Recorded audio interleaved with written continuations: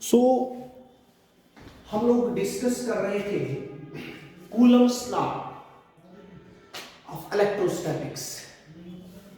तो Coulomb's law में हम लोग बहुत सारे पॉइंट्स डिस्कस कर रहे थे, बहुत सारे पॉइंट्स मैंने डिस्कस किए कूलम्स लॉ के रिलेटेड में। नाउ कुछ पॉइंट्स हैं कि जो अब हमें याद रखने हैं। फॉर एग्जाम्पल क्या क्या पॉइंट्स हैं, कुछ इंपॉर्टेंट पॉइंट्स है वो। पहला पॉइंट ये है, पहला पॉइंट कि जो कूलम्स लॉ है it holds good for point charges at rest. ये पॉइंट हमें याद रखना है। Coulomb's law holds good for point charge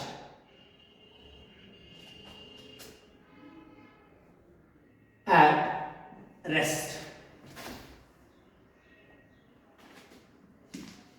ठीक है, तो ये कुछ इंपॉर्टेंट पॉइंट्स है एक्चुअली रिगार्डिंग कूलम्स लॉ। ठीक है, कुछ इंपॉर्टेंट पॉइंट्स है। सबसे पहली बात, कूलम्स लॉ जो है it holds good for point charges and they should be at rest. दूसरी बात, कूलम्स फोर्स जो है, Coulomb's force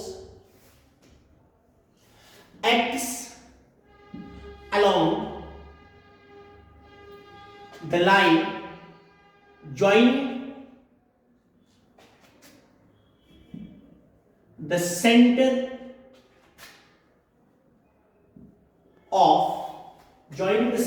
of two charge।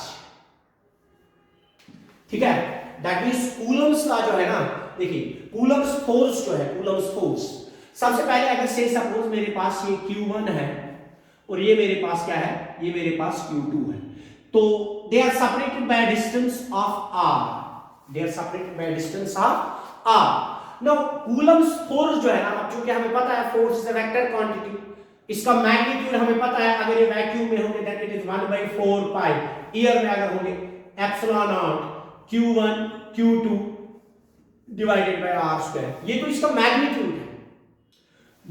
But direction जो होगी कूलम्स फोर्स की, दैट इज कि ये इसकी जो डायरेक्शन होती है कूलम्स फोर्स की, it acts along the line, ये इस अलोंग द लाइन के एक्ट करता है, along it acts along this line joining the centre of the two charge. जो चार्ज के सेंटर है ना, उनको जो लाइन जॉइन करती है, उसी लाइन के अलोंग ये फोर्स एक्ट करता है, कूलम्स फोर्स।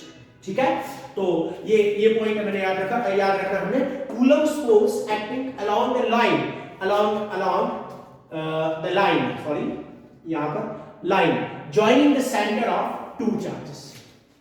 तो ये हमने याद रखना है यहां पर।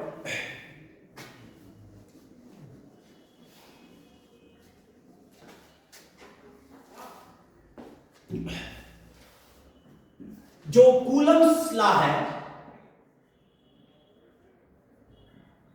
law is valid for large as well as small distances।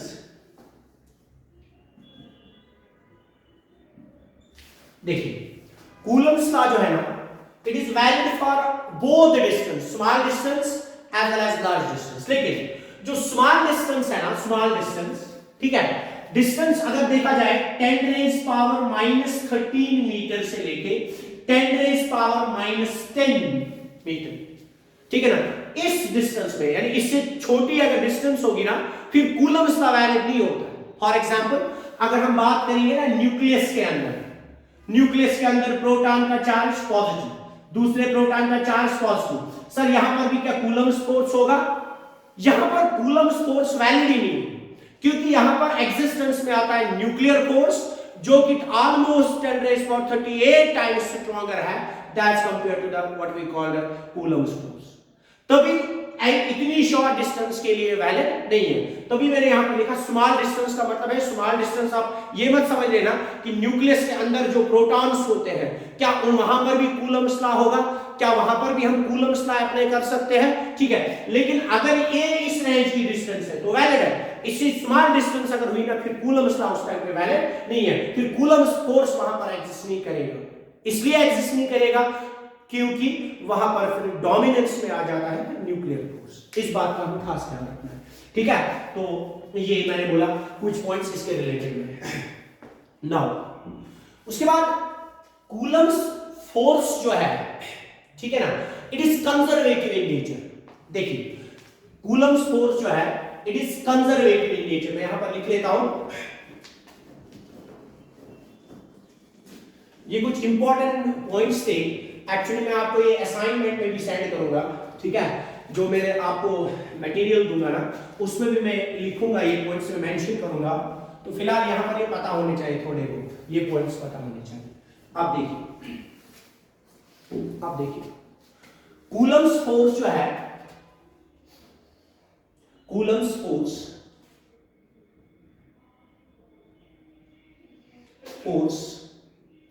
is conservative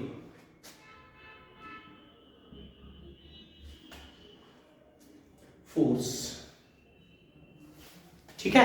Coulomb's force is conservative force. एक बात मैं बताना चाहता हूं आपको, मैंने स्टेटमेंट में एक बात की आपसे, स्टेटमेंट जो मैंने किया बोला था, मैंने बोला कूलम्ब्स लॉ का स्टेटमेंट ये है, तो magnitude of electrostatic force is directly proportional to product of magnitude of the charges q1 q2। और दूसरी मैंने बात की थी it is inversely proportional to square of the distance between two. ये जो याद रख लेना, कूलम्ब्स लॉ हो या कोई भी फोर्स हो, चाहे इलेक्ट्रोस्टैटिक फोर्स हो, चाहे ग्रेविटेशनल फोर्स हो, चाहे कोई दूसरा फोर्स हो, अगर ये रिलेशन फॉलो करे इसको हम बोलते हैं इनवर्स स्क्वायर रिलेशन, ठीक। इनवर्स स्क्वायर लॉ भी बोलते हैं कभी कभार इसको, इनवर्स स्क्वायर लॉ। ये इनवर्स स्क्वायर लॉ जो फोर्स इनवर्स स्क्वायर लॉ ओबे करता है ना, वो फोर्स हमेशा कंजर्वेटिव इन नेचर होता है। इस बात को याद रखिएगा, जो फोर्स, चाहे वो ग्रेविटेशनल फोर्स हो, चाहे वो इलेक्ट्रिकल फोर्स हो, जो भी फोर्स इस इनवर्स स्क्वायर लॉ को ओबे करेगा ना, वो हमेशा कंजर्वेटिव इन नेचर होता है। उससे क्या फर्क पड़ेगा कंजर्वेटिव नेचर से? उससे क्या होता है? उससे ये होगा, याद रखिएगा हमेशा, आगे जाके हम इसको प्रूव भी करेंगे कि कंजर्वेटिव फोर्स के अगेंस्ट अगर वर्क डन और क्लोज्ड पाथ किया जाए, ठीक है ना, तो वो जीरो के बराबर होता है।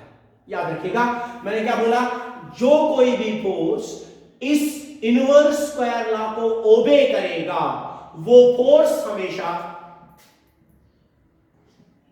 इनवर्स स्क्वायर लॉ को जो ओबे करेगा ना, वो फोर्स हमेशा कंजर्वेटिव होता है,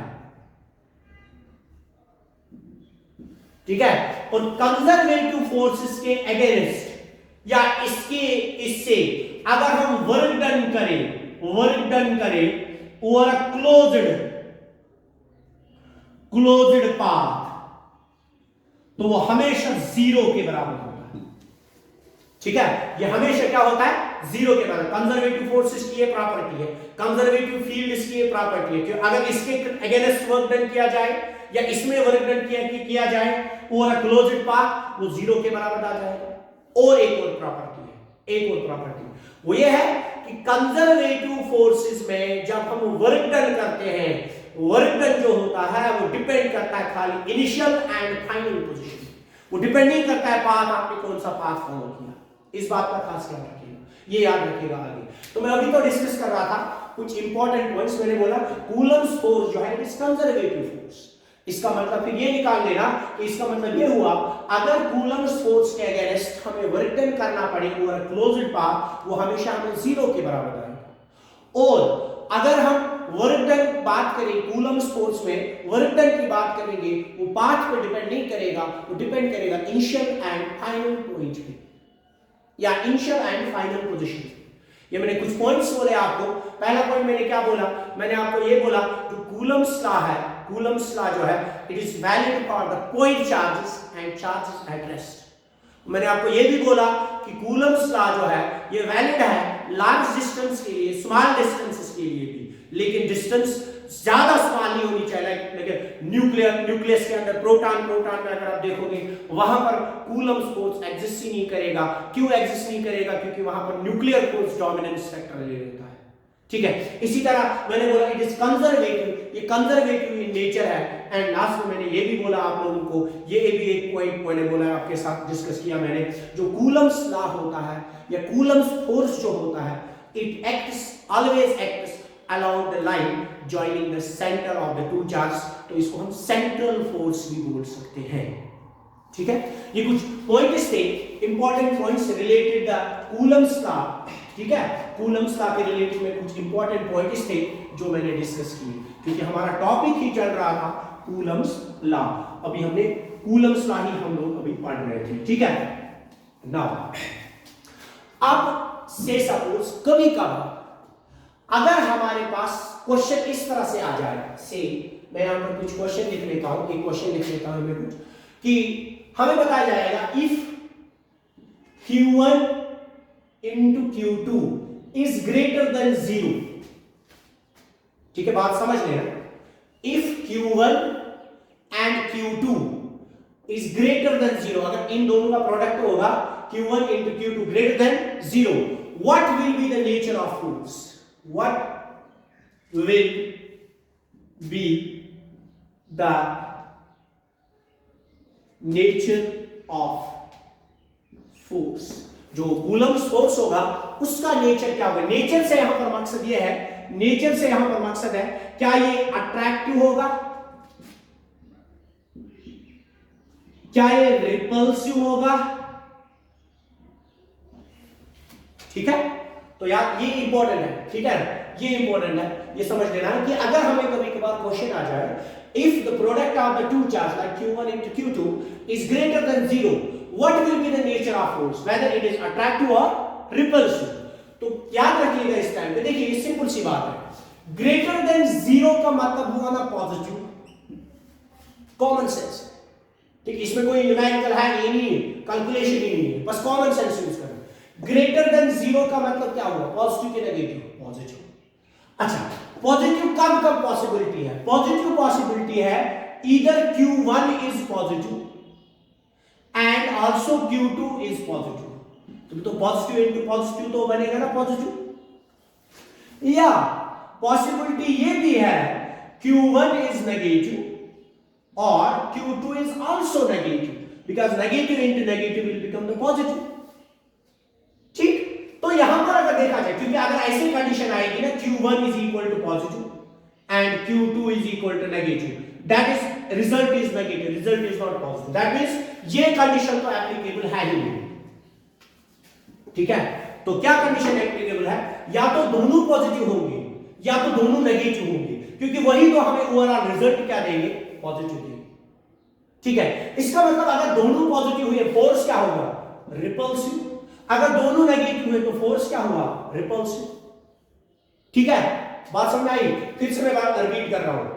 अगर हमारे पास क्वेश्चन है if Q1 into Q2 is greater than 0, what will be the nature of force? Nature of force क्या होगा?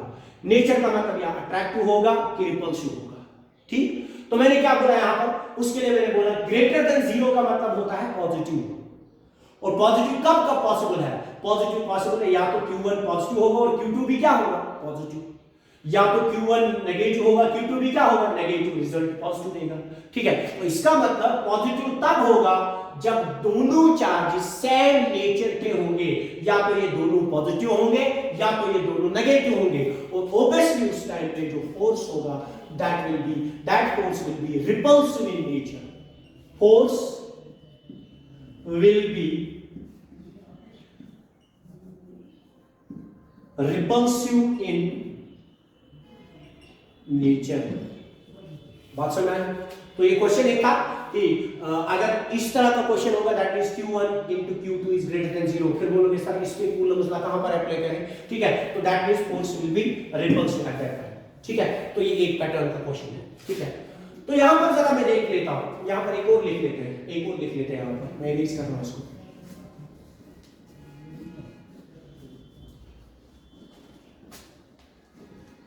मैं इरेज कर रहा हूं। अगर Q1 Q2 जो है, Q1 Q2 जो है ये होगा लेस देन 0, क्या होगा लेस देन 0। लेस देन 0 का मतलब क्या होगा, लेस देन 0 का मतलब होगा ना नेगेटिव। लेस देन 0 का मतलब क्या होगा, नेगेटिव। नेगेटिव जब होगा ना, नेगेटिव, नेगेटिव कब का पॉसिबिलिटी है, नेगेटिव पॉसिबिलिटी है Q1 क्या होगा, या तो ये क्या आएगा पॉजिटिव आएगा, और ये Q2 क्या आएगा नेगेटिव आएगा, तो ओवरऑल रिजल्ट इज नेगेटिव। या तो Q1 नेगेटिव होगा, Q2 पॉजिटिव होगा, ओवरऑल रिजल्ट इज नेगेटिव, क्योंकि प्रोडक्ट में है ना, प्रोडक्ट में है। ठीक, तो इसका मतलब क्या हुआ, इसका मतलब ये हुआ नेगेटिव तभी पॉसिबल है जब दो चार्जेस अपोजिट नेचर के होंगे, और आपको पता है जब दो चार्जेस अपोजिट नेचर के होंगे that time force will be, what will the force, force will be attractive in nature. क्या हो गया दूसरा ऑब्जेक्टिव, ऐसे भी क्वेश्चन आ सकता है, force will be attractive in nature. ठीक है, क्यों अट्रैक्टिव होगा नेचर, क्योंकि ये तभी पॉसिबल है जब दो चार्जेस अपोजिट नेचर के होंगे। ठीक है, तो ये भी एक पॉसिबिलिटी बनती है, यहां पर ये भी एक क्वेश्चन बनता है, इसको नोट डाउन कीजिएगा इन दो क्वेश्चंस को। या इसमें ये भी पॉसिबिलिटी आ सकती है ना, ये भी तो क्वेश्चन बोला जा सकता है, ऐसे भी बोला जा सकता है।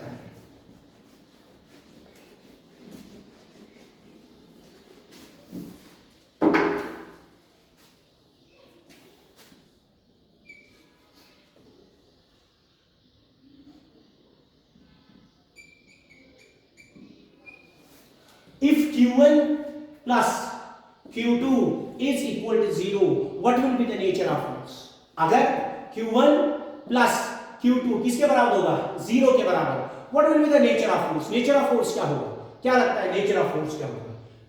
इसको हम ऐसे कर सकते हैं ना, मैं लिख सकता हूँ Q1 is equal, इसको यहां से माइनस Q2 कर दें। अब आप ही बताइए क्या होगा nature of force. Definitely opposite sign के हैं, अपोजिट नेचर के हैं, डेफिनेटली फोर्स क्या होगा अट्रैक्टिव, अट्रैक्टिव होगा फोर्स।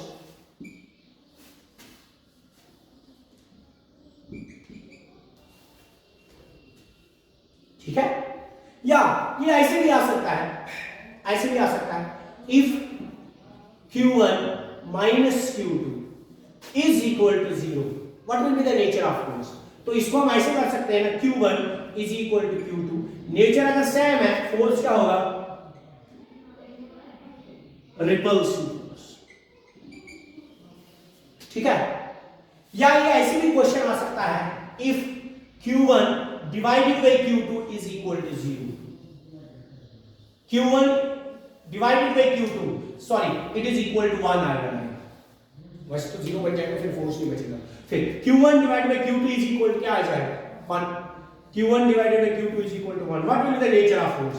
ये सिंपल है ना, Q1 is equal to Q2, nature same आया तो फोर्स क्या होगा, force will be repulsive force. तो ऐसे ही हमें ऑब्जेक्टिव को भी बार एग्जाम में फेस करने को मिल सकता है। ठीक है, तो सिंपल हमें याद रखना है, अगर क्या नाम है अपोजिट चार्ज, तो सबको पता है अपोजिट चार्ज होंगे तो अट्रैक्टिव, लाइक होंगे तो क्या होगा सेम नेचर का होगा तो रिपल्सिव होगा। बस इतना ये कंडीशंस मैंने आपको, ये कुछ कंडीशंस थी, कभी कभार एग्जाम में आती है कंडीशंस। ठीक है, नाउ अब जो मैं डिस्कस करने जा रहा हूं बेटा, अगर आपको याद होगा मैंने स्टार्टिंग में जब कूलम्स लॉ की डेफिनेशन आपको दी थी, स्टेटमेंट आपको दिया था कूलम्स लॉ का, कूलम्स लॉ के स्टेटमेंट के टाइम पे मैंने बोला था F is directly proportional to Q1 Q2, मैं रिपीट कर रहा हूं Q1 Q2। ठीक, फिर मैं लिखा था F is directly inversely proportional to R square, फिर हमने लिखा था F is directly proportional to Q1 Q2 divided by R square.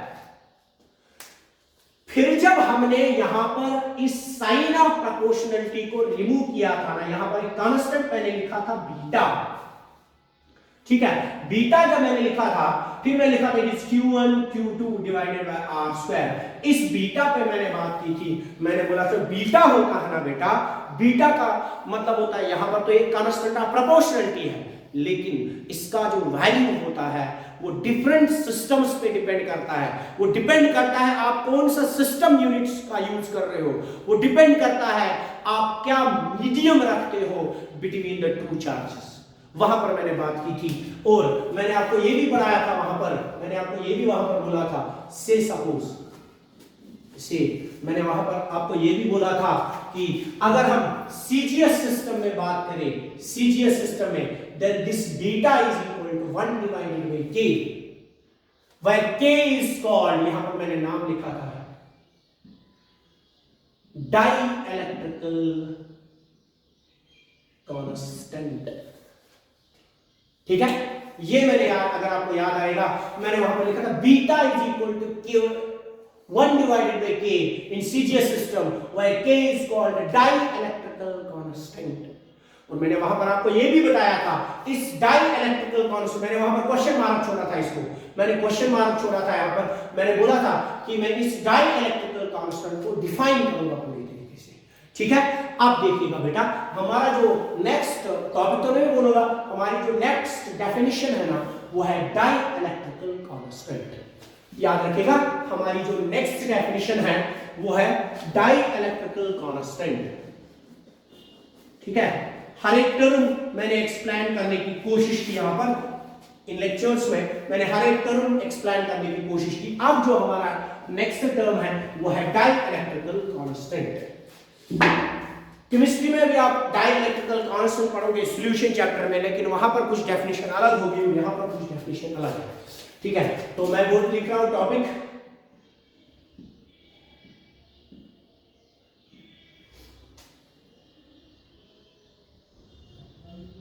डाइइलेक्ट्रिकल constant, ठीक है बच्चा।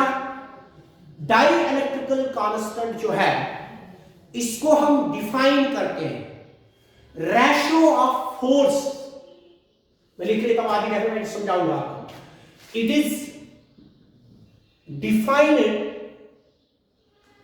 as the ratio of force, और obviously electrostatic force होगा। It is defined as the ratio of forces, ठीक, forces किसके दरमियान, forces between two charges, between two charges which are separated by some distance, ठीक है ना, placed in vacuum, ठीक है ना, to the forces between the same charges separated by the same distance but placed in medium। मैं समझाता हूं ध्यान से। से सपोज अगर मेरे पास ये रेशो है, किस किस चीज का रेशो है, फोर्सेस का रेशो है, फोर्सेस का, इसको हम डिनोट करते हैं, आपको पता है इसको डिनोट करते हैं KEC, बाद में मैं डेफिनेशन भी लिखूंगा इसी के ऊपर। K इज इक्वल टू किसका रेशो है, फोर्सेस का, force in vacuum to the force in medium, लेकिन किसका, देखिए से सपोज अगर मेरे पास दो चार्ज है Q1 और मेरे पास है दूसरा चार्ज Q2, ये सेपरेट किए मैंने by some distance, let us suppose that distance is R, ठीक। नाउ इस कॉम्बिनेशन को मैं रख रहा हूं वैक्यूम, ठीक है। क्या बोला मैंने, जो डाइइलेक्ट्रिकल कांस्टेंट है ना, it is defined as the ratio of what, ratio of force, लेकिन कहां कहां किसका फोर्स, क्या क्या force between the charges, it is defined as the ratio of force between the charges like Q1 Q2 which are separated by some distance but placed in vacuum। से suppose obviously पता है जब ये यहां पर Q1 है, ये Q2 है, ये एक दूसरे को रिपल करेंगे बाय सम फोर्स, ठीक है ना, बाय सम फोर्स, एंड से सपोज उस फोर्स को मैं नाम देता हूं F of V, यानी फोर्स इन वैक्यूम। नाउ इन्हीं चार्जेस को लेना, ठीक है ना, सेम चार्जेस। अगर यहां पर Q1 का मैग्नीट्यूड 1 कूलम था, Q2 का मैग्नीट्यूड 1 कूलम था, बस इसी को लेना है, चेंज नहीं करना है, नेचर चेंज नहीं करना है, चार्ज चेंज नहीं करना है, ठीक है। इसी को लेना है, इन्हीं दो चार्जेस को फिर से लेना है, से Q1 और Q2, इन्हीं चार्जेस को लेना है और इनको सेपरेट करना है बाय द सेम डिस्टेंस। यहां पर भी R आएगा, मैं यहां पर R1 और यहां पर R2 नहीं लिखूंगा। से सपोज अगर ये सेपरेट किए गए थे 2 मीटर डिस्टेंस से, ठीक है, या 2 सेंटीमीटर डिस्टेंस से, यहां पर भी ये 2 मीटर ही रखना पड़ेगा। नाउ बट इस वाली कॉम्बिनेशन को अब किसी मीडियम में रखना है। चाहे आप इन चार्जेस को वैक्यूम में रखो, ये फोर्स एक्सर्ट करेंगे, चाहे आप इनको मीडियम में रखो, ये सिटिल फोर्स एक्सर्ट करेगी, लेकिन जो वैक्यूम में फोर्स होगा वो ज्यादा होगा as compared to the medium. ठीक, तो मैं इस फोर्स को नाम दूंगा F of M, in force in medium. इन्हीं दोनों का जो रेशो होता है ना, इन्हीं दो फोर्सेस का जो रेशो होगा ना, that ratio will called as the dielectrical constant. फिर से सुन लेगा एक बार, अब मैं डेफिनेशन पूरा दूंगा। Dielectrical constant is defined as the ratio of the forces between the two charges which are separated by some distance placed in vacuum to the force between the same charges separated by the same distance but placed in medium. Placed in medium. That is called the dielectrical constant. ठीक है, क्या करना है? Charge की एक pair लेनी है, उनको कुछ डिस्टेंस से सेपरेट करना है, ये एक दूसरे के ऊपर फोर्स एक्सर्ट करेंगे, लेकिन पहले रखना है इसको वैक्यूम में, देखना है वो फोर्स कितना आएगा। ठीक, फिर यही दो चार्जेस लेने हैं, उनको सेम डिस्टेंस से सेपरेट करके रखना है, फिर उनको रखना है किसी मीडियम में, देखना है वहां पर कितना फोर्स एक्सर्ट करेंगे इन दो फोर्सेस का। फिर जब हम रेशो निकालेंगे ना, वो रेशो कहलाता है डाइइलेक्ट्रिकल कांस्टेंट।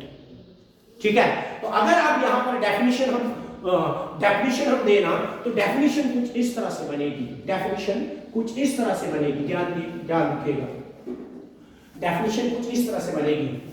ठीक है, it is defined as the ratio of force between two charge, obviously ये पॉइंट चार्जेस होंगे, between two point charge which are separated by some distance placed in vacuum to the force between the same charge, वही charge रखने, separated by the same distance,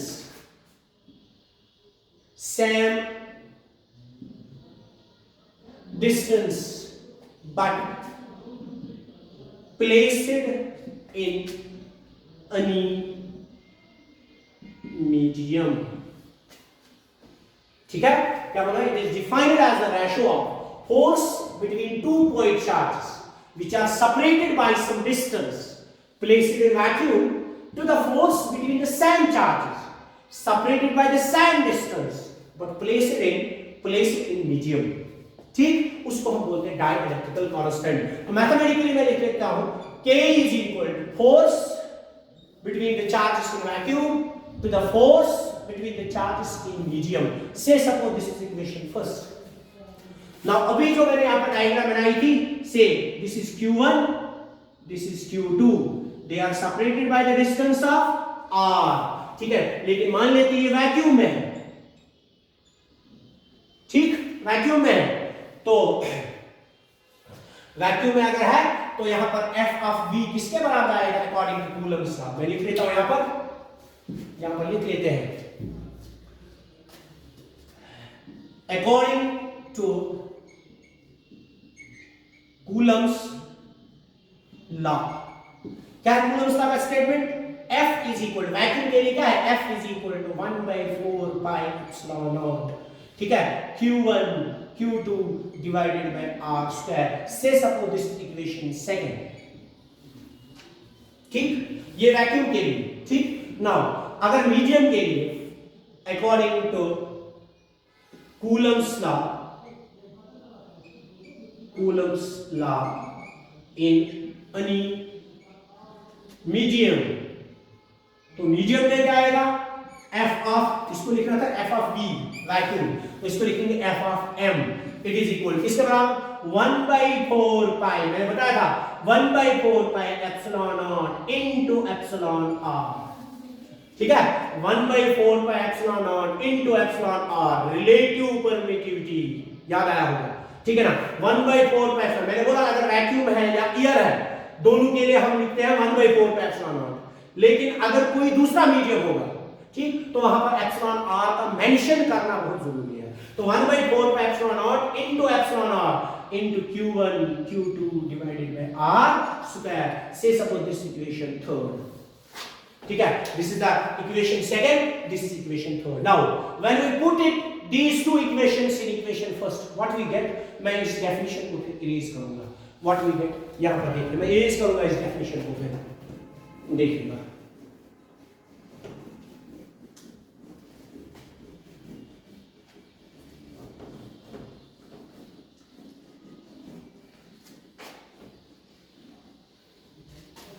तो मैं erase कर रहा हूं, therefore from equation second and equation third, ठीक, तो क्या आएगा, k is equal to f of v के बदले क्या लिखूं 1/4 pi epsilon naught q1 q2 divided by r square whole divided by f of m किसके बराबर है 1/4 pi epsilon naught into epsilon r। ठीक है, into epsilon r क्या आएगा q1 q2 divided by r square। ठीक है, तो ये आ गया हमारे पास रिजल्ट। नाउ यहां पर आकर इसको इक्वेशन फर्स्ट को याद रखिएगा, ये कहां आएगी अभी। नाउ देखिए,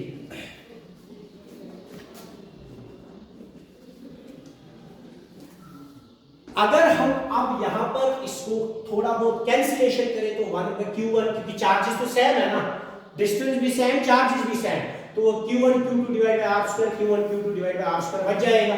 1/4 पाई एप्सिलॉन रहने देते हैं, 1/4 पाई कैंसिल करें। ठीक है, क्योंकि अब क्या बचा, k इज इक्वल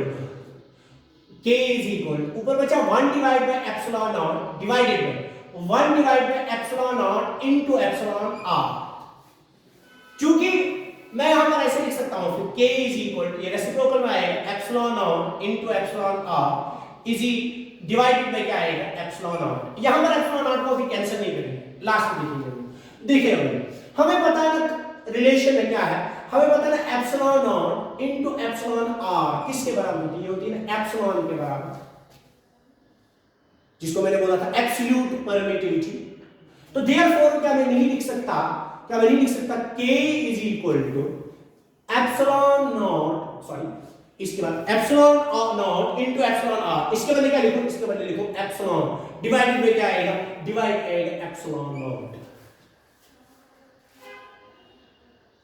ठीक है, सो मैं यहां पर ऐसे लिख सकता हूं, फिर ऐसे लिख सकते हैं, यहां पर एप्सिलॉन ऐसे लिख सकते हैं k इनटू एप्सिलॉन नॉट।